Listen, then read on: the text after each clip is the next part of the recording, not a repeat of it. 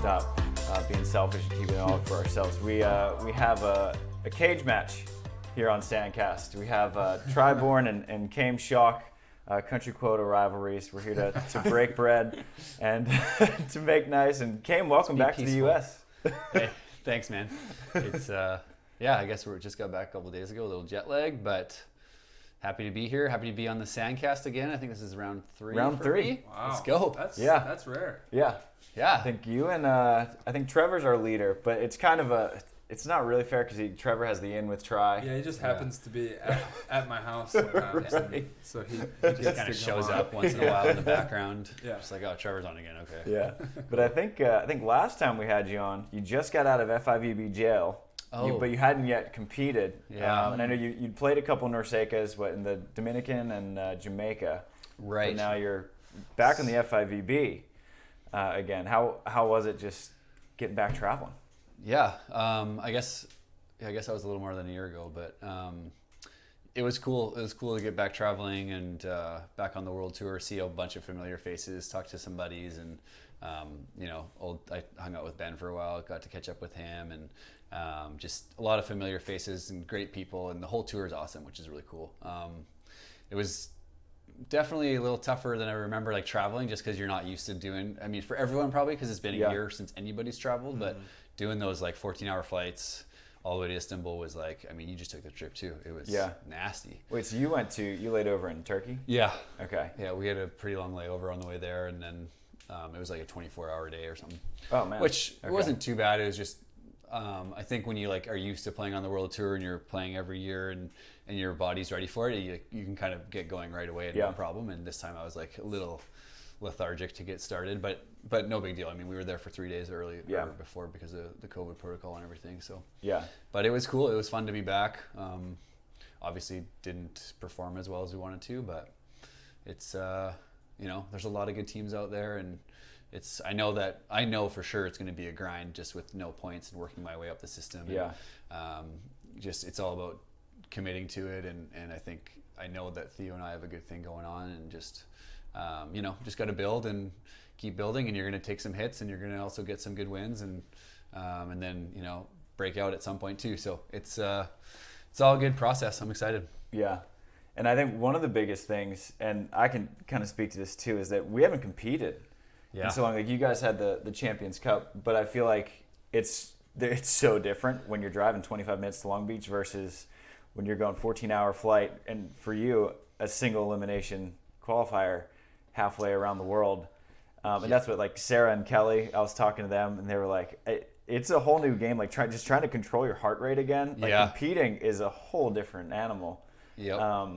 It's crazy. I mean, you show up and I haven't played in a qualifier for so long, right? So it's been like a very long time, and I felt good though. I felt physically good, and I felt we actually had a pretty good start to the match and all that. And the Spain guys we played were a solid team. There's no doubt they were just absolutely crushing jump serves. And the tough part about single limb qualifiers, like you said, it's like you could run into anyone. You could get a hot team on a hot day, and if you're off a little bit, you got to be able to find a way to win and scrap it out. But we were close and just didn't quite pull it out. But that's just kind of the way it goes. We actually, after our game, we watched that game, the Sarah and Kelly game, because it was right after ours, and that was nasty. Down 2018, I think, in the second, and they made some crazy plays too. Yeah. It's just wild. Like they're almost out of the tournament, and then they go off. Like they go get a fifth, and it's and then all of a sudden now they're in a good spot, right, for points and stuff. So it's crazy to see how like even the whole field is, girls and guys. There's a lot of good volleyball teams out there. Yeah, and it was nuts just to watch the men's field, and I don't know how much you watch or like you're able to watch. I know a lot of people, like if they're not in the tournament, they're like, I can't. I try to make myself watch. It was, if I woke up at a normal time and then whatever was on, I watched the rest of it. So I watched like the second half of like the 7:30 a.m. matches and stuff. I thought there was some good volleyball, and it's interesting to see. As much as I am cheering against the U.S., we all are, right? Cheering against each other. We're all cheering. We love each other. But we love each other, but it's hard. We have to cheer against each other, basically. It was cool to see the guys, the girls too, like how ready we all were compared to the rest of the world. Like the U.S. really stood out as a country going into this event. And we're training against each other a lot here domestically, so we can kind of size ourselves up and be like, okay, the training we've been doing, we know how Jake and Taylor have been playing against us, Theo and Cam, like everyone, like, okay, we know that our training's probably working and that we're probably in the right place. But yeah, it also sucks to see. Nobody wants to be sitting back, like, just watching. You know, as good as anyone. No one wants to be sitting back and letting things happen without you having your say. You know. Yeah. But no, I mean, I think it's just a matter of we all just want to get in season. Like that was like a little sample, really. But to have another month off is like, God damn it. Yeah. We just need to get in season, and the cards are gonna fall where they may, whatever that saying is. Yeah, right. I think I botched let it. Let the cards fall where they may. Right, exactly. You had it. Okay. Yeah. But my point is, like, we're all just sitting here speculating how good we could be or where we could be ranked and whatnot. We just need to get out there and, like, go at it, and then finally we can just, like, play and let our playing do the talking. Yeah. But you spoke to kind of the depth of the tournament, and that Spanish team, they were really good. I'd never heard of them before, but like they're serving in the third set. Man. Like I mean, they went off. We hadn't seen that.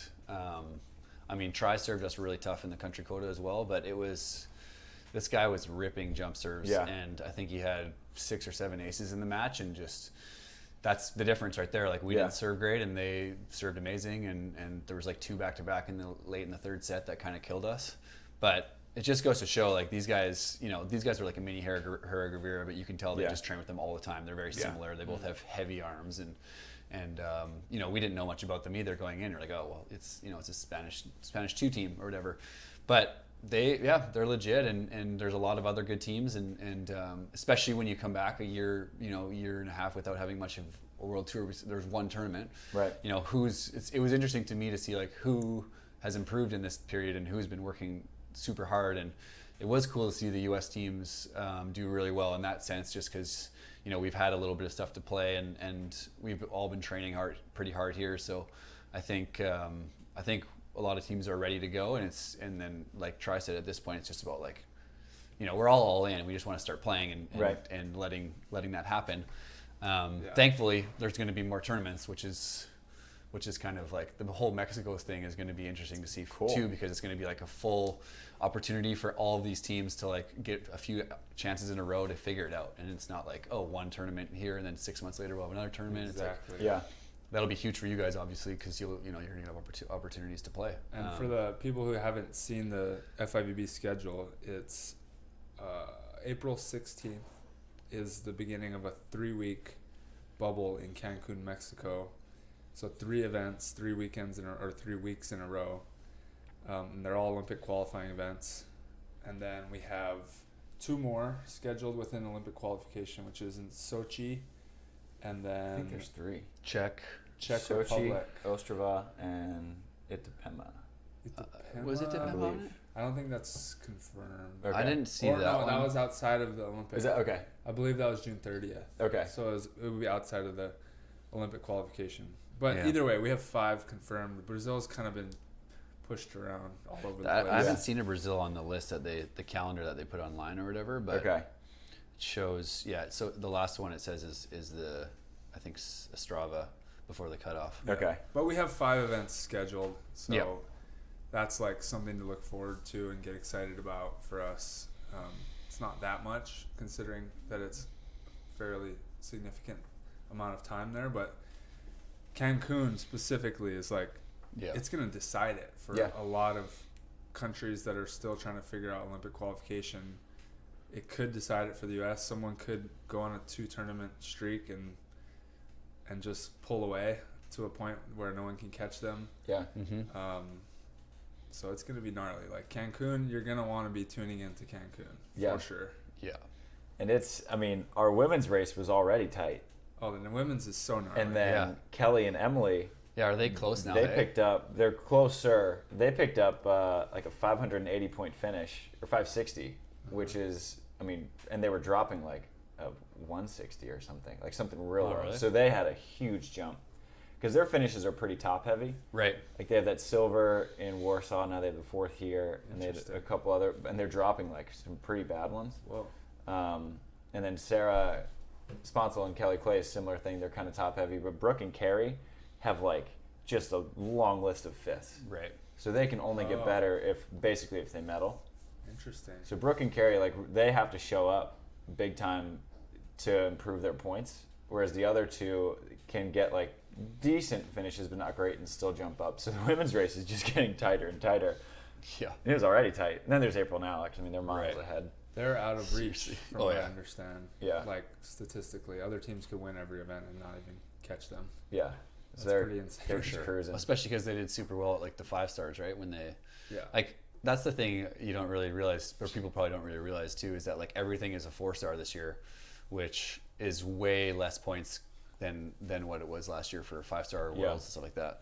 It's like if you got like a 17th at World Championships, it's like winning a 4-star or something like that. It's like, so it kind of skews the points a little bit that way, but That's exactly why me and Trevor are in a bad position right now, or why the guys have caught up to us so quickly, is because we had a poor finish in Stade and then missed 2 5 stars because of my hand, or we got a 17th at right. one, but you played it like hurt, those. right? My point is those 5 stars are so valuable. Yeah, even a compared 9th to a would have been 4-star. huge. Yeah, exactly. So it's those points are counting huge right now. And luckily we have a good World Champs finish. Yeah. But like April and Alex have a second in World Champs. That's like a ridiculous amount of points. Yeah. Yeah. They're gone. Yeah. They're good. And then everyone else is It will be hanging interesting out. to watch though. If men and women, it's going to be so crazy. Yeah. Like Mexico is going to be pretty wild for sure. And it's cool because it's going to be like everyone's going to be able to watch the games this time around because it'll be in a better time zone. And right. Any team that starts to get on a little hot streak is going to be kind of crazy, especially for the girls. It's like I feel like they need to do a better job of, like, I think the McKibbins just put a video up about how like the points work and stuff, but like showing, I get confused too if you look at like whatever your Olympic ranking, but they should have it so that it shows like what you're dropping or what you can improve on or something kind of simple. Or maybe they do, maybe I just haven't figured it out, but it's like just to kind of see what teams how much they could improve in this one tournament or something. Yeah, totally. Because they could totally like make it like show that to everyone and then make it so it's super interesting. It's like, oh, like try and Trevor just get a 5th here, then that actually helps them this much, and then they'll do this and this, and it's like kind of cool. That'd be kind of cool to look at it that way. But that's what I couldn't find it anywhere, so I actually made. So Delaney is like an Excel wizard. So I made like a Tokyo tracker spreadsheet that like you put in if you put it in, it automatically populates, so it knows like what you're dropping. So if you need any info, dude, you got to put that online. Someone's gonna pay you for that. Yeah. So at the bottom of like all the stories that I wrote from Doha, I put kind of the update of like what it did with the points. So Phil and Nick did exactly what they needed to. I think they jumped you guys by like 40 points, which was interesting. Well, they also have a 25th. Yeah, they have 2 worse finishes than us, I think. Yeah. So like that automatically gives whatever their next finish is, that gives them more points. Plus, they're going to be a top 10 seed. Yeah. And we're going to be still in the back. So it's the deck is stacked against me and Trev for sure. But it's interesting too, like being a bottom seed, there's a good chance we draw them. Yeah. So like, I mean, what better way to go at this than let's just go head to head. Yeah, seriously. You know? And that's what kind of happened with Stockman and Kulinski. Totally. They played Brooke and Carey. That was crazy. And that match was nutty. Did you guys watch that one? Yeah, we watched it actually. Yeah, it's wild. I was just picturing Evie sitting on the sideline the whole time, freaking out. Yeah. Oh yeah, we both had Evie before. He's for sure losing his mind, sweating everywhere. Oh my god. Running back. So nervous. Love that guy. He's so funny. Yeah. But the guys who won it, Perushik and Schweiner, I've only seen them play one other time. And that was when they made that crazy run in Ostrava. Yeah. I want to say last year, like 2020. We can just wipe it. Unbelievable. So last year, the last time there was volleyball, they did good. Yeah. Which we're not sure what year was. But have you guys played them? Never. No. Yeah, I played them in Mexico. How are they? Like, I mean, obviously they're very good, but are they? Because they just get randomly hot. Yeah, these I big think they're tournaments. just streaky a little bit. Good ball control, and I think when they're like in system, they both have good vision, and they can kind of just move it around well. Yeah. They run a bunch of different sets, it seems like, and different. Yeah, me and Trevor played fine again. We beat them, and I mean it was a battle, but we beat them in 2. But I don't know. I'd say it's kind of like a Chile kind of thing. Like, Okay.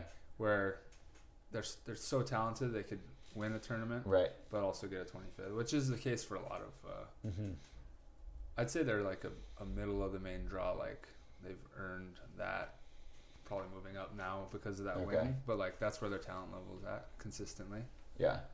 And that's, I agree. I think, but like, it's been like a year and a half, so maybe they've just improved a ton too. Right, like their Right. ball control looked amazing, and Yeah. like their pass and set Right. was just like dialed in all weekend, and maybe they've just been training super hard. Yep. Yeah. Exactly. And maybe they will be a team to potentially medal at the Olympics. But it's it's crazy how many teams can go and do that though, and then you're like, whoa, like this team's unbelievable. And I remember, what was it, like 2016, that beginning of the Olympics that year, the Olympic year. I remember Cantor Loziak in the first tournament, or it was like Brazil, and they just like dominated everyone. You're like, what just happened? Like nobody could figure out what they were, like, how to stop them, and and then they cooled off after that. It's like, okay, like that somehow some teams will start super strong, but obviously that's a really great team too. But it's interesting that like besides a couple teams, to me, it's like there's other teams that can get really hot, but besides like Norway, Russia, Germany, maybe there's like those teams are consistently medaling.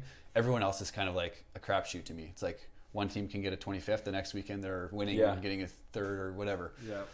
But that just shows how good everyone is. You can win a tournament and you can get last in the tournament, and there's not a bunch of separation. Yeah, and that's, I mean, we saw so much of that this weekend, like that. Like Spanish team, they were really good, and then Ruben Peninga and Jasper Buder, took out Casey and Chase, and I was like, man, that's kind of a tough loss for Casey and Chase, and then they almost beat Russia. Yeah, like they won. Physical Dutch guys that can just get up and bang, and then Varenhorst and Van de Velde beat Brouwer and Mewsen.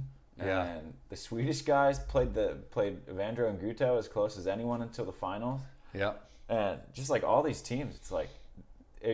Like before, like you said, it was kind of like Norway, Russia, Germany's kind of in that tier, and then everyone else was just this mess. But now I feel like maybe it's just Anders and Christian, and everyone else is in the mess. You know? It's hard too. It's like one tournament, and you're like Swedish guys, for example, they're amazing, but they're like, it's similar to like the Cantor Loziak thing that one year where nobody knew what to do against them, and then like I would like to see how well the jump setting all day every day for the whole tournament.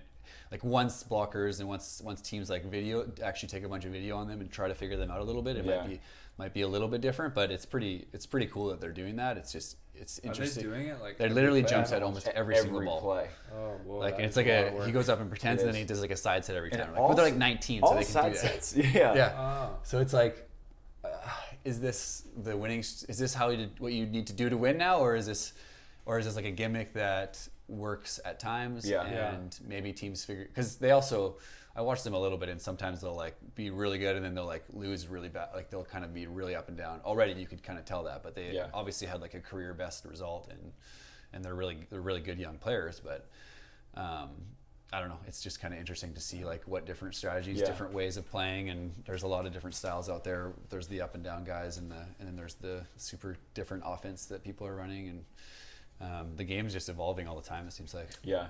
We'll see if it's sustainable, because like you said, they're pretty streaky. Because their first match of main draw, they played Alisson and Alvaro, and they went up 9-3. Right. So Alisson's probably like, what am I doing here on block? Right, exactly. And then they ended up, Alisson and Alvaro won that set and then ended up winning the match. And so I feel like it's, when they're hot, and when it's not working, it's like, maybe we shouldn't jump set this time. Right. But it's, I mean, weren't they up like 10-1 on Evandro too or something? They because they went to 3 in that one. I think they were just like dominating right away, and then they're just like, what's going on? It's like nobody knows what to do. They can just like freeze against these guys who are just jump setting everything. You're like, what do we do? Totally. But you're almost like, if we just do something really simple and solid, they might just set themselves right into us, or like Seriously. overcomplicate it, and we just stay still and they just hit it to us. Like that was like Australia back in the day. You remember playing them? Yeah. Those guys would have like these weird tournaments where they'd beat like the best teams in the world doing all this jump setting stuff. Yeah. And then you'd play them the next tournament and they couldn't like hit a ball over the net because they're like doing all these weird things. They're like there'd be like winds or something. And, and they're like all over the place. They're just like flying everywhere. You're like standing at the net. And they're like going out there and then coming all the way back to you, or like, dying because they're so tired because they keep running all these plays. You're like, what's are all over the place? We're just standing here. Yeah, it's so true. But I mean, it's cool to see, especially young teams come in and be like energetic and innovating, because I feel like every time a team does that, like maybe a little bit of it will stick. Like Kantar Losiak, we're going all out with their system, like fastballs, transition, quick, all over the place, and then they kind of settled into like picking and choosing when to use that. I didn't see it as much of them at this last tournament. I watched the Jake and Taylor game, and they ran some stuff. They're but it older wasn't now, like they're just like, oh.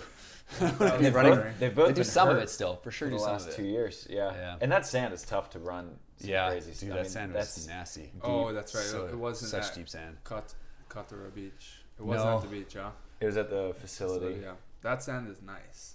Oh, it's beautiful. But it's deep. It's deep. Yeah. It's like weird because you can kind of, you can like jump out of it really well, but with the divots, you kind of like sink in a divot.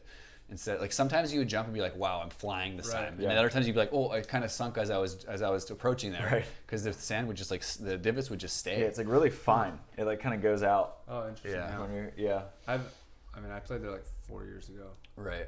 Yeah. Same. Huh. But when I was watching like Guto and Taylor run around, it's like that was a fun match. People don't know how hard this is. What they're doing, like that sand is not a track. That's tough for sure. But that was a great match to watch. Yeah, Taylor and Guto in the back is like, they're just gonna be flying everywhere, and just laying out. That was impressive. Good one. Yeah, I thought Jake looked like he was about 15 years younger. Yeah, he's playing awesome. Wrong with that guy? He blocked a ton of balls. balls. Is he on the drug testing? Someone get this guy tested. Seriously, freaking Lance Armstrong over here.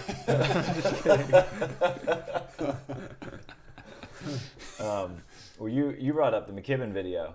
Yeah. And one of the more interesting talking points is that like a lot of guys are kind of fired up that you and Trev had to play in the country quota. Yeah. And so it's like kind of an interesting scenario because I know there's obviously two sides to it. For sure. It's like if you're USA, here you guys are ranked I think 11th in the world and you were number 2 in the Olympic race. But then you have the FIVB point system. And so if USA just goes by the book, we have a country quota. Like, do we make exceptions? Right. Like, you know? Yeah, I don't think like USA made the wrong decisions or were being unfair about it or even stupid about it. Yeah. Everyone outside of USA thinks, what are you doing? Send the right team. Like, make the decision. Yep. Trevor and I sat down with Chaim Schalk, who's the beach director, and had an hour-long conversation, and we left being like, it's logical. The reasons that he has to not mess with it is logical. A lot of them being fairness to other athletes. Like the women's side, he would have had to kind of do the same thing for the women's side, and right. Because Sarah there's and Kelly just so were many also in quota. situational things where he'd have to make decisions going forward in the future. And at the end of the day, like guys like Cam are trying to get back on health insurance and get in the stipend, and like you've already been out of it for like 3 years. Yeah. Or I don't know if you're on it now. I don't even know the points, but like guys are don't have many of those. Right. Yeah. Guys are, fighting to make a living, and like to make that decision for someone now but not later is like, it's not really fair to them. And then you look at like Casey and Chase technically have 8 finishes, and if they win every event from here on out, they still are in the race. So like if they come to him think about that, and they come to him and say, "What? We're in the race technically. You think we're not going to win it?" Huh. He could Sean could say, "Hey, well, I don't think you're going to win it," but that's not exactly what you want to hear from the director. And then Phil and Nick, Jake and Taylor could be like, "Oh, so you're going to change the rules to help these guys?" And it's a tough situation. There's no perfect situation, and it's more about the system that's broken. To me, it's the country quota in general it's it's definitely not fair. Yeah, that's for sure. I mean, it's meant for the World Tour to make it a more international tour. I think the rule was originally made back when Brazil and US were there's just like 8 or 9 dominating. Brazilian teams in the main draw. Now there's like 1, maybe 2, max 3 teams that are like getting massively screwed by the country quota each event, and they're all Americans or Brazilians. Yeah. Like, we've had Brazilians who are ranked top 15 in the world and can't enter in a country quota. Yeah. Like, come on. We can't afford to have one more team in. Like, that doesn't make sense. Same as our girls right now. Our girls are all highly ranked. Man. They should be in the event. Yeah, and it's like tough too for teams who are trying to make their way out of the qualifier. And when I was first starting, I remember multiple times being like the 32 or even the 64 seed in like 2010. I remember we'd play Brazil from the country quota, I think 2 or 3 times. I'd be like the 32 seed playing like Pedro Cunha as like a young kid trying to like qualify, and you're playing like a team that is literally won the last tournament and they're in the country quota the next tournament, and you're playing them in the qualifier, and you're like, okay, like I'm playing, this team is like way better than everybody else in the qualifier. So I just flew to Finland to play Brazil. Yeah.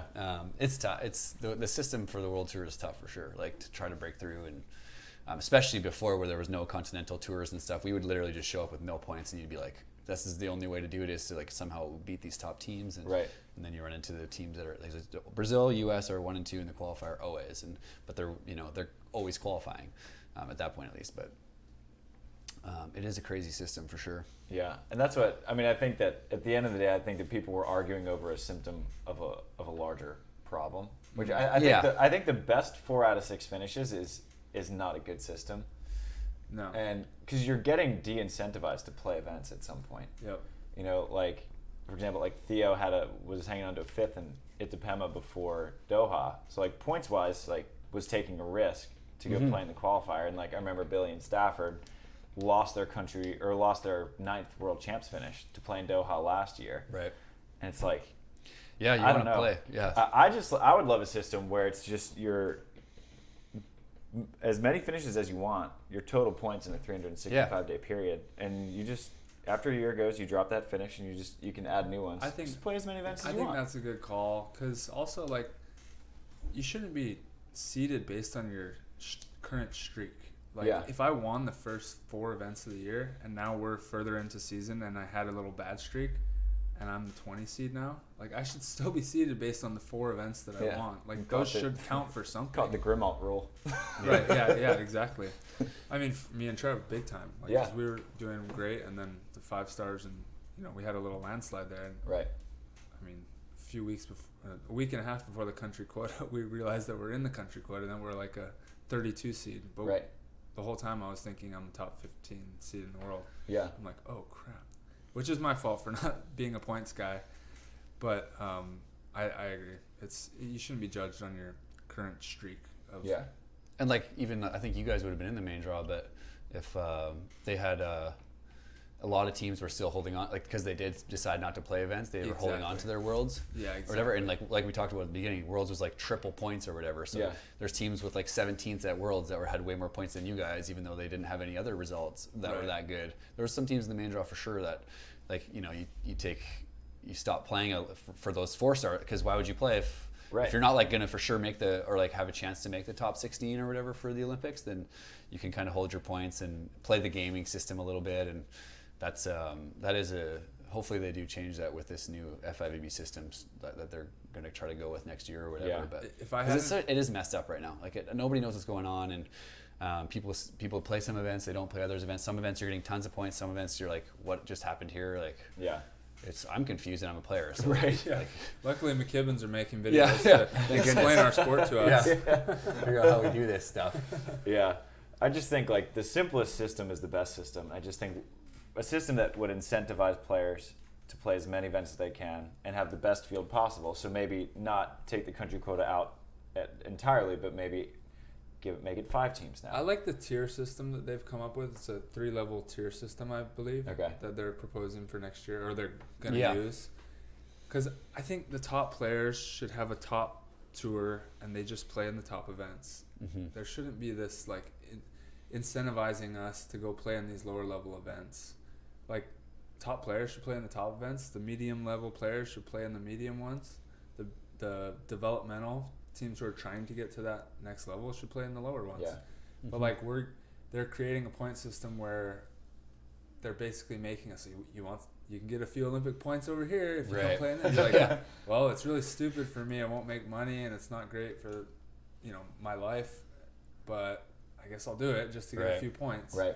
Or like they're going, so I should probably go to make sure that they don't get the points. Right. It's like a 3-star in Australia or something, or whatever. Like whatever it is. It's like I don't normally play these, but we're gonna do it just cause. Yeah, and I think that's actually good for promoters too, because with promoters, what you're seeing right now is none of them see any reason to put on a 5-star.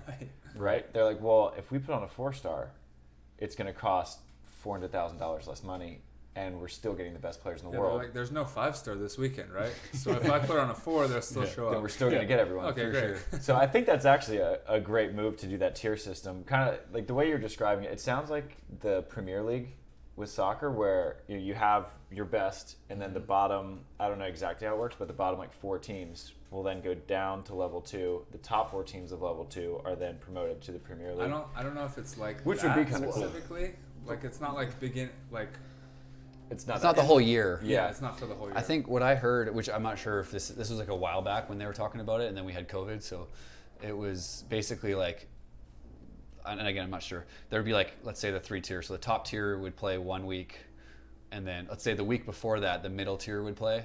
And if you finish in the top 4, someone explained this to me. If you finish in the top 4 of that event, then you would get to play. So basically, it'd be like 28 teams are automatically in the main draw of the 5-star, let's say. Okay. So you play, and then there's like a 3-star the week before, where none of those top teams can go to it. But if all the middle of the pack teams play, anybody who's in the semifinals gets to play the next week in the 5-star. Oh, cool. And then the whoever week after, got the 25th in the 5-star. Whoever got down or no? I think, or maybe actually, yeah, you're right. Yeah. Because where would they go? I guess the next. They'd be out.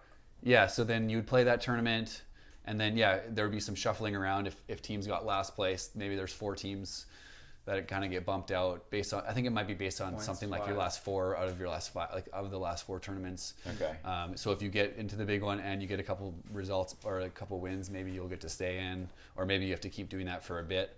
But it's something shorter term, I think, as well. But at least there's no like country go to there's no qualifiers, nothing like that. It's just you go and you get to play the tournament, and then after that you kind of decide what happens. So then I think it goes like 1 week on, 1 week off, 1 week on, 1 week off. Cool. At least that's what I heard. Yeah. I'm not sure if that's true or not, or if that's still what That's they're doing. interesting. But it would be kind of cool because teams that are trying to like us, for example, this week is tough for any team to go fly that far with everything COVID, and you lose one match and you're done. You're like, okay, I feel like we were just getting warmed up and now we're done. You can at least play a full tournament and then see where you kind of end up at the end of the tournament, and then the next week something new happens instead of how much money have people spent just losing in a country quota or losing. And the same kind of thing when we go to Mexico, we're going to be playing country quotas, I believe, on site, and it's like tough. Two or 3 teams from the U.S. are going to go there and play, or I guess a couple teams will go there and play 1 game and be done, and then other ones are going to have to go qualify and then all single elimination stuff. And it's just it's a tough system the way it is right now. So anything along the lines of what I've heard for these tier systems sounds way better. Yeah. Well, I think I like that they're at least taking a look and trying new things. That sounds cool because it's like that's a tournament that is in essence a qualifier. Yeah. Like you have your mid-tier that kind of qualifies you into the big boys. Yeah. Which is awesome. And someone might be like, oh, I've been in the middle tour for the last 3 years and I'm yet to graduate to the main tour, but I've gotten so many good tournaments and reps, and I'm getting a bunch of 9ths and 5ths at all these 3-star events. Yeah. And and then gradually those are turning into podiums. Now I've gotten to play my first Grand Slam or whatever you want to call it. And the same thing, like people starting in the 1-stars, is the same kind of idea. If you kind of win those, then you can start to play the 3s, and then and the top players are playing top events for top prize money, whatever that is. Yep. Like that's how it should be. Like yeah. And maybe you run 10 of each one or something like that per year or something. Like I think we'd be happy if there's 10 5-stars a year. Oh yeah. And then we have AVP on top of that. So if there's like 10 of each one, so it's like 30 total tournaments that the FIVB puts on, which I think seems doable. Yeah. Something like that would be so good. And that's kind of what I've heard is a possibility. So that'd be pretty cool. I'm assuming they're not going to tell us anything until the Olympics are over and all that yeah, stuff. I think they've probably got their hands full just putting the Olympics on. Figuring out they're investing so much money in just these bubble tournaments. So yeah, which like, I mean, really cool that the FIVB is able to pull it off. Like I thought the 1-star in Doha, we were like the perfect guinea pig event because we had a lot of like weird things go down that I'm sure was probably cleaned up and smoothed over for you guys in the 4-star. Yeah, I mean, it went pretty smooth. It was like, seems like it's impossible to have a completely smooth thing with everything going on, but like with like all the protocols and testing and like even me on the way out, I kind of like I got a PCR the day before, and they just the same day testing lab or whatever just kind of lost it, or they didn't have it, and they're like you're gonna have to get another one like 3 hours before my flight. I'm like, well, how come I haven't had it yet? Right. Like I don't have my result yet, and they're like, they just couldn't find it. They're trying to figure out. I'm like, okay. So they're like, come back in, like we'll get you tested right now. And I took like a rapid and a PCR, and then I was just like basically hoping that I didn't need it before my flight, and then like they wouldn't make me show, and then basically landed, and I was like, oh, well, hopefully when I land in Turkey, I'll have the paperwork that I got my test. Otherwise, I'm screwed. Jeez. And so it ended up working out. Like I got the test, I got them to print it off while I was in the lounge, and then whatever, I got through the airport. And then the funny part is that I went through the customs and stuff, and they didn't even look once at my PCR test. Like they're just like, you need to have it, but they didn't actually look because I got tested again right in the airport. Yeah. So I'm like, oh, I did all this extra work and they didn't even look at it. But whatever. There's just like a lot of little things, and there was people who tested positive, and it's such a huge operation just to do it all. I mean, you know too, like all the paperwork you have to fill out beforehand and traveling, and it's pretty intense, and hopefully they can have a safe and like figure out Mexico really well. And I don't know. You almost think that they should just find one really good spot. Like 3 in a row is perfect, but they should have just maybe done like 3 of those Mexico, like the 3 bubbles with 3 each time or something. Like if you're going to do this Doha one, almost should have done more than one. Almost should have done 2 or 3. Right. Yeah. And just kept all the athletes there and play them again, because it's just it was a pain for sure. How's it? Try here. Just want to take a quick commercial break to let you know about a new game called CrossNet. CrossNet is the world's first 4-square volleyball game. So instead of there being 2 sides to the net, there's 4 sides to the net, and it X's in the middle. It's a really fun game, and I joined the CrossNet team late last year, and I've been having a lot of fun with it with my buddies out in Hawaii and also here in California. I've been playing with other pros as well, like Casey Patterson and the Crabb brothers, but it's not just for pros. It's actually great for all skill levels. In fact, CrossNet is being played in over 10,000 schools to help teach the game of volleyball. So it really is for anybody, and I highly recommend it. CrossNet is now available in Walmart, Dick's, Shields, Academy Sports, and pretty much every other major retailer, so you shouldn't have a problem getting it. Or you can just head to crossnetgame.com to pick up a net, and make sure to use code SANDCAST for $25 off your order. All right, back to the action. You guys know the drill. Wilson Volleyball is our #1 sponsor. We love them to death, and we would love it if you guys loaded up on some preseason Wilson Volleyballs, because guess what? It's February, and we're thinking that there's going to be a season this year. So with that said, beaches are opening back up. It's time to get some more Wilson Volleyballs at 20% off using our discount code SANDCAST-20. All right, so you can get the best beach volleyballs in the game. I think I saw the German Beach Volleyball League using Wilson volleyballs, so they're infiltrating Europe. All right, the whole world is starting to realize that no one makes a better ball than Wilson. So get a 20% discount using SANDCAST-20 and load up on some new Wilson volleyballs today. And now, back to the show. Yeah, and I feel like, I mean, that place was perfect to do it too. You could have just kept people there. And the hotel was great. Like, the gym was great. Like, everything. The food was awesome. It was really nice and the setup. people, like, couldn't have been any nicer. And yeah, like that, and the facility was enclosed. Like, there was no way. Was it a different place than the hotels we had been before? It was a different hotel. I don't know. I don't remember what we had before, back in like 16, I think that was. Yeah. But it was a nice hotel, big rooms, solid food, and this venue was the same, and it was pretty perfect for a bubble system. Yeah. It was just crazy that someone brought it in with them, and it's hard to detect, I guess, sometimes with this stuff, but but Mexico's always done a good job with events. Like a couple of Norsecas I played down there, like they do. Mexico loves beach volleyball. Yeah. Oh yeah, there'll be it's like there'll be lots of fans. No, there won't. Yeah, but there would be normally. Chetumal is always just mobbed. Yeah. True. And then in Mexico their twos are now their ones. The young kids took over. They're good, man. Yeah, and they're gnarly. Yeah. They backed it up. They events were Doha. Right? Yeah, they got second, and then they qualified this year, and then I think 17th. They broke pool and lost, but it was we would have matched up with them actually. They had a really good, really tight game with those Spanish guys to get in. Okay. We watched that one, and those guys are good, man. I think they're definitely the top Mexican team now. Yeah. And defender just really solid, small guy, but I don't know why people keep he's turning good. that guy. He literally puts his hands in the middle of his body and just grabs the ball. Like he just catches it. He just kind of he throws his hands at the ball and just flips them up, and it's wild watching him. He's like one of those guys. He's so low to the ground. He's just like. That if you don't know beach volleyball, you look at him and you're like, that guy is good at beach volleyball. He's just like this maybe 5'11", 6 foot, a little pudgy. Doesn't real jump all that high, and just so coordinated. Just crafty. Perfect hand contact every time. Yeah. So good. Dude. And apparently the blocker is I guess Phil was telling me that he's plays in those dirt leagues or whatever. Or he plays against Phil and those things. He said just in January or something they were playing one, and he was there playing against him, just this monster that just goes bombs Phil's balls. been playing in those I don't know. I guess he played in one. They probably pay him a lot. That's like straight cash on underground betting leagues. Yeah. That's not showing up on your taxes. Safe. Yeah. No, definitely not.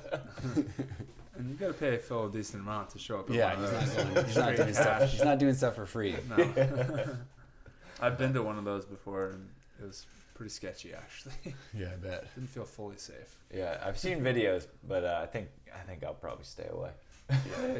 I'm happy with my life with Elaine. Yeah, there's gambling on the line. You don't want people to be mad at you for that. I've had enough people send me hate messages on Facebook and stuff, just from like back in the day, just you lose a game to a good team and they'd send you these terrible messages being you should how did you lose that game? I lost so much money on you. I'm gonna break your legs or something like that. They say I got multiple messages like that. Just crazy people who are betting so much money on beach volleyball matches with random people that they don't know, and they think I'm throwing the match. I'm dude, I wasn't trying to lose. I'm really sorry that you lost your life savings betting on us to beat Brazil, and sorry we lost to Alice and Bruno. Sorry, Scrubs. They've won 5 tournaments in a row. That would have been good odds for you. But. How was it? That was your first tournament with Theo, right? Yeah. How was it? Just because I know obviously you guys have been practicing together for a while, but competing is entirely different altogether. Yeah, it was good. I mean, I like playing with Theo. We have a good chemistry, and there's just we've got some stuff to just continue to get better at, and I want a long-term partner, and I think Theo's a great fit for me, and he's a great blocker, and he's unfortunately was a little banged up for a while in the preseason, so we haven't been able to get as intensive practice as we wanted to, but now we're going to ramp that up more and more, and make sure we're in super good shape for Mexico, and just keep building. You're only going to get better if you keep training with the same guy and keep getting better and better, but our chemistry is really good, and we're pretty calm when we play, and it's good. He's got a good mindset, and I'm enjoying it. Yeah, sure. And you got working with a new coach, Scott Davenport. Yeah, Scott's awesome. New old coach, right? Didn't you work with him I didn't before? work with him before. Oh, you didn't? He worked with a different Canadian guy's team, Binstock and Schachter. Oh, okay. Yeah. Oh, I thought you guys had for just briefly, he worked with Josh and Sam. Oh, got it. But yeah, he's obviously been with the girls forever, and they're dominating. So he sees the game really well, and he's super good at game planning, and we're happy to be working with him. It's been good. He's teaching me a lot of stuff. He's got super mechanical, he breaks it down really well, like arm swing stuff, footwork stuff like that. So it's all still pretty fresh and learning as we go, because it still seems like it's in the very beginning phases. Right. But we are, we're moving in the right direction, and trying to learn as much as I can right now, and I'm really looking forward to like training super hard, and we may go to Florida to transfer Nick for a little bit right before Mexico. Nice. But just like that whole month too or whatever, where we're just whatever happens, just like I think just plan to be there and just train super hard and just keep getting better. And I think it's tough to be in this position and just try to work your way up the rankings and whatnot, but it's kind of like super exciting for me just to kind of do it again and put that time in. It might take a year to just get established and to a certain point where like we're a top team, and I fully believe that Theo and I can win tournaments and just like a lot of teams can, and it's just kind of that building process and try to break out every time. That's why we need events. We exactly just need to play. So you're gonna have good ones. You're gonna have places. Yeah. It's the more the merrier. Hopefully they can even add some more on later on. That'd be sweet. But yeah, that would be awesome, because I know that there's a few. Are there any lined up after the Olympics? Yeah, World Tour finals. It's like Stade and Italy. World Tour finals isn't That's September. The city's not. The city's TBD. Okay. Country's Italy. There's like Stade. I guess there's maybe just one. Itapema, Brazil. Supposed to be at June 30th, I thought. Okay. That was what I heard last. But what's the cutoff date again? Is it like June 15th? 15th? I think June 15th, and then there's all the Continental Cups. Right. The following week. Which the Americans can't play in? Americans cannot, because we'll have our 2 spots showed up via the rankings. But Canada. True, it's gonna come down to that for Mexico and Canada probably. If you're Canadian anymore, but so are you pointing at me? It's like Canada. I have no affiliation with them. Who's that? But our Pedlo, Pedlo Shakhtar did not. No, play they didn't go. Okay, I'm not sure why. I think I don't know. Maybe like Pedlo had a baby recently, and maybe they're a little banged up. I don't really know, but you would think that they would try to be playing everything, but because they're like, close. They're like right on the cusp. And with given the country quotas, I actually think they might be in, because Brazil has like 4 teams in the top 15. Oh, yeah, it's tight. Yeah, they're on the bubble. They're on the line. I think it's like they might like be in technically, but there's probably there's a few teams that are. I think it's like them, right behind them with not enough Adrian results. Enrico, right? Like Cantor who haven't been able to play. Yeah, a couple of them back to back to back. It's like, geez, that's Swiss tight. guys, I think, like Gerson and. Yeah, they're playing good. Yeah, that guy's a monster. Yeah. Heidrich, yeah. Super athletic. He's absolutely crushes balls. Yeah. I think Gerson is a freak. Yeah, he's good too. His serve is so good. Yeah. He's got a crazy touch on the ball. Yeah. You put some crazy topspin on it or float or whatever. Yeah, that's another good team. There's a lot of countries that are just like kind of popping up as like really good at beach volleyball. Like Switzerland, I think when Gerson and Heidrich won in China last year, it was like the first Swiss gold medal since like the Ligas in like 2007. Wow. And then Marco Kradiger and Florian Breer, who couldn't play because Marco tested positive, they won the King of the Court. Right. And then Joanna, Does that count as a win? That's an asterisk, you know. Who knows? It's a cool event but to you win. get street cred. Yeah, you get street cred. Yeah. Get street cred. And then Anouk and Joanna Heidrich won European champs. Right. Swiss are so Swiss is coming up, and then like all these Russian girls. Yeah, and I had no idea who any of them were, but they're really good. Like Tim Brewster's like, I've been playing in tournaments with these girls since they were like 15. They're so good. Wow. And they beat Agatha Duda. Yeah. They're 19. That's wild. Oh, shit. It's crazy. So there's like, it's cool to see just like a lot of countries getting so good. Because like we were talking about earlier, it used to be just like, well, it's Brazil and the U.S., which is pretty much why there's a country quota in place. Right. But now it's like, you got good people. Let's just let the best teams play. Yeah. Seriously. It's my vote, always. Yeah. Thank goodness this new system will hopefully change that up a bit with the CQs, but... Yeah, I wonder if it will. I would think so. Who knows? But, because I think you get 4 in those systems. Like, I think you get 4 with your country. You just get, 4 would be in the top. I don't know what would happen if you could have potentially 5 that would be able to get in, but whatever. Yeah, I would like to see it expand. Yeah, you can put a limit to it. Yeah. Yeah. And then if it starts to create a problem, then you can backstep or add one spot, and then if nothing happens, then maybe add one more.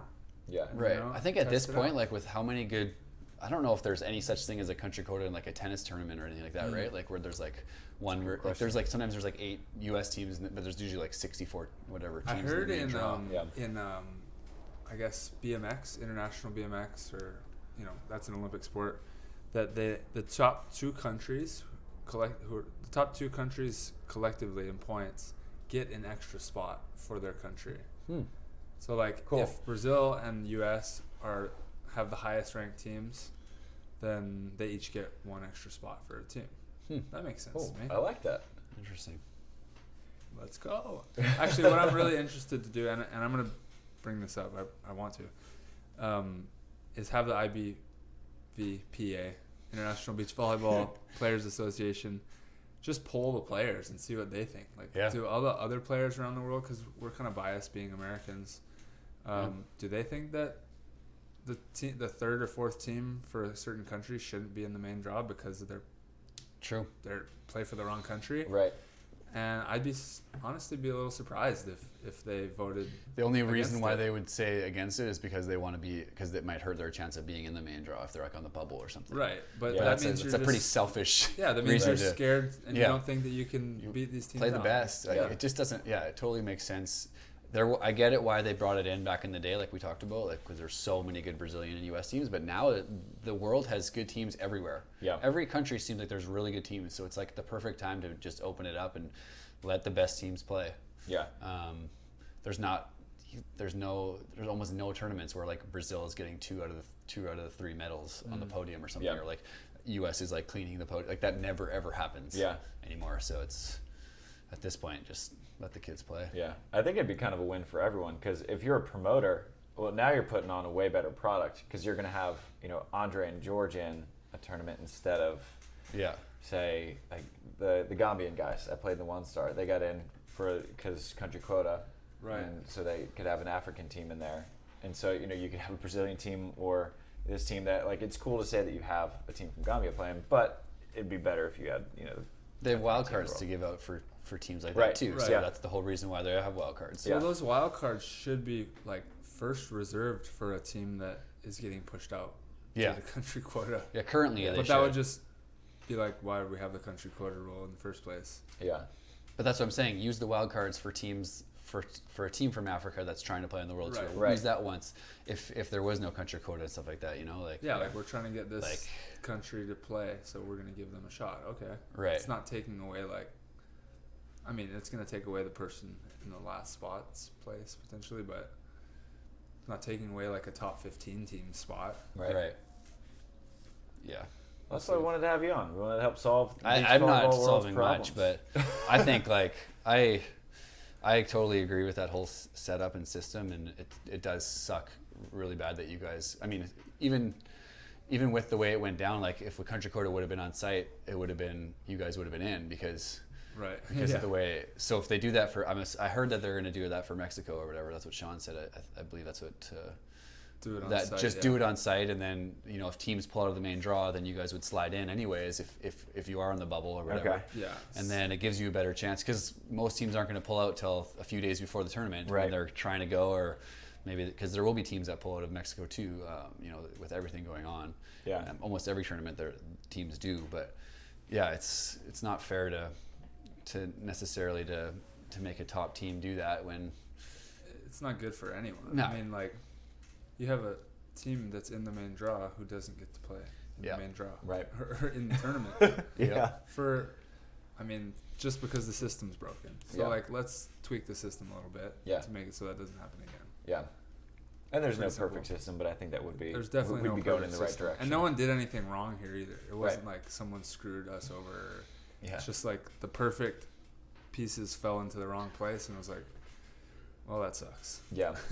And with how close the women's race is too, it would have been tough to see Sarah and Kelly, like if they lost in the country quota too, and that would have been like, man, we. And that's a tough team they're playing too. Like Sarah Hughes and Emily. I'm not betting on that. Like it's it's crazy to me too. Like the FIVB doesn't see that and give both of you guys wild cards. Like maybe for Mexico, but like why put 2 teams that are in the Olympics that need the points like why not give them wild card? That's what they should have wild cards for, right? Yeah. Right. That would make sense to me, but I guess I think it makes the event 10 times more interesting.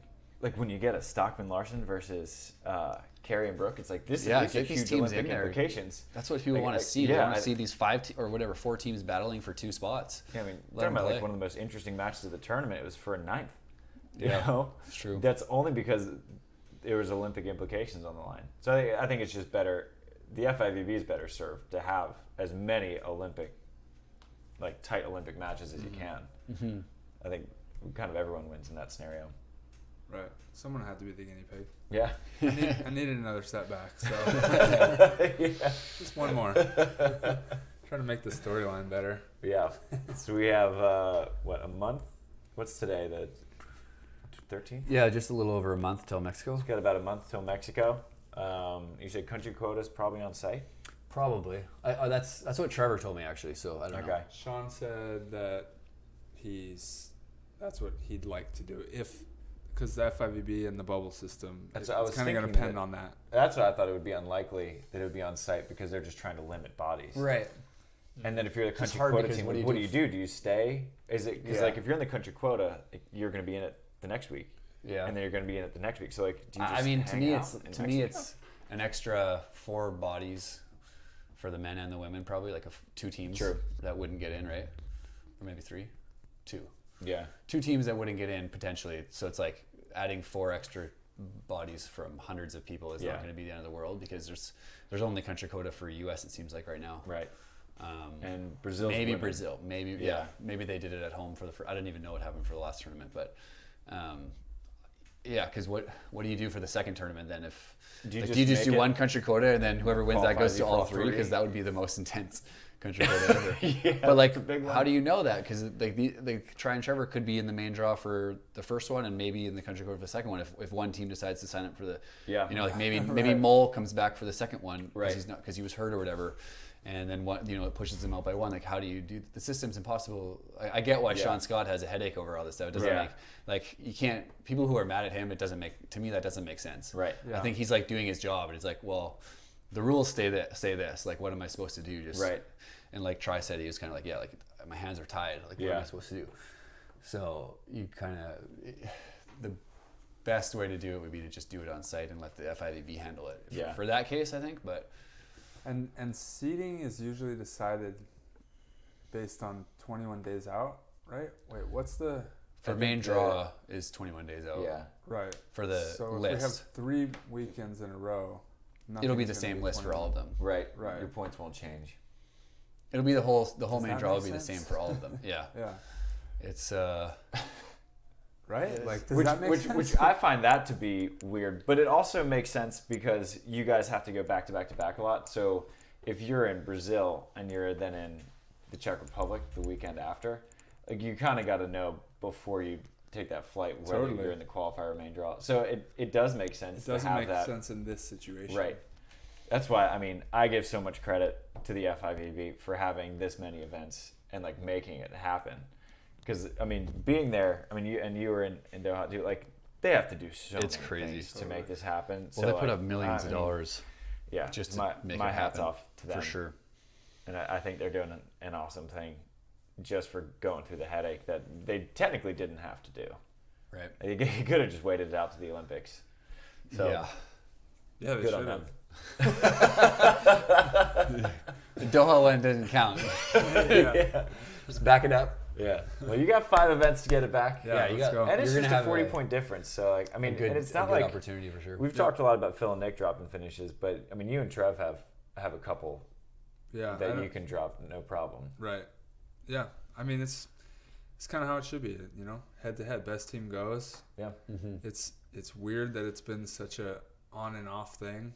It's been 3 years with a year off, and it's such a trip. Yeah. But it should be just head to head.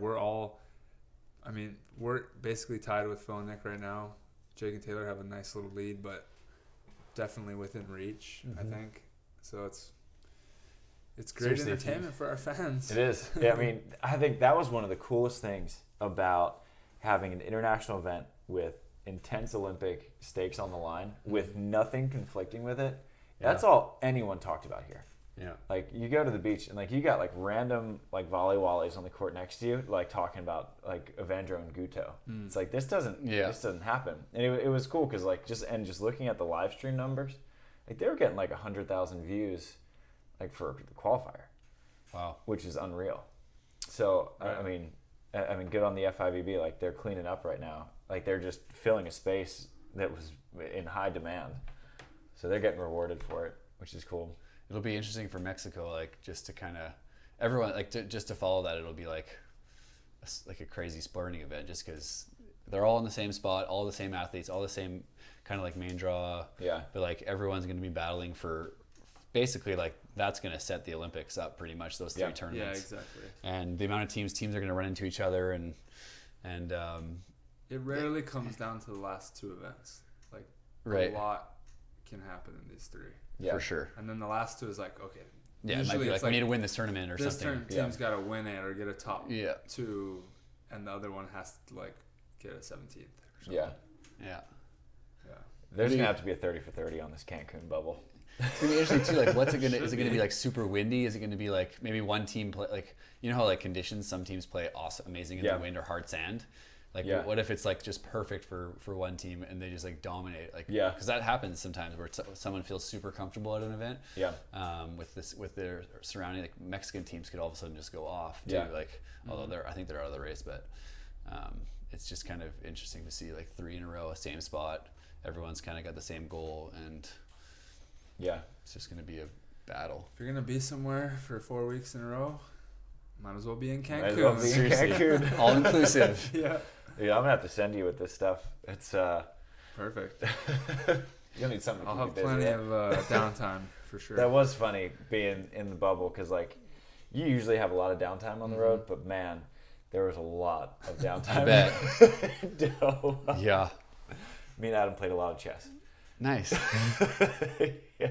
Trev said he might bring the Xbox this time. Let's do smart. something in between. You're basically moving in there. Right. I'm hoping we just have ocean access so I can I think so, get in yeah. the water That's what they and I'll be said. good. That's awesome. They said on the chat that they would be like all inclusive with ocean access. Where are they gonna have like fences for us? I don't know. Guards. Yeah. How far out can I swim? Yeah, seriously. Yeah, I hope they figure out the details soon. I'd like to figure that out. It's gonna be it's gonna be interesting. Yeah. So a year will be. Good stuff. But yeah, interesting start to the year. Yeah. I mean, congrats on making it through the quota and getting to go to Doha. Like, I mean, that was a big step in and of itself. Yeah. So we'll see what this next month looks like. For sure. Yeah. Cameron, good to have you on. Round Thanks 3. for having me. brother. Yeah. Let's do it again. Always love having you on. All right, back. Invites open. Go for the record. Yeah. I want to be the You got to pass Trev. Trevor can send it. And that is the perfect note to end on. Shoots, guys. Shoots.